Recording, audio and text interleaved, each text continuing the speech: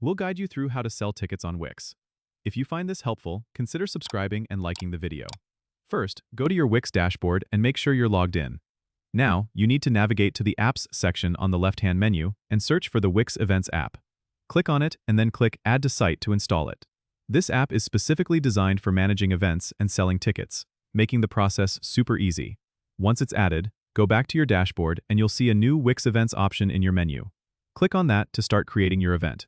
You'll need to enter all the details like the event name, description, date, time, and location. There's also an option to add images or videos to make your event more appealing. After setting up your event details, click on Tickets at the top to start setting up your ticket sales. Here, you can add different ticket types, such as general admission or VIP, and set the price for each. Make sure you configure the quantity available for each ticket type. Then, you can customize additional settings, like adding promo codes or setting up early bird discounts. Once you've set everything up, click Save and then Publish to make your event live on your site. You can share the event link directly with your audience or embed it on your homepage.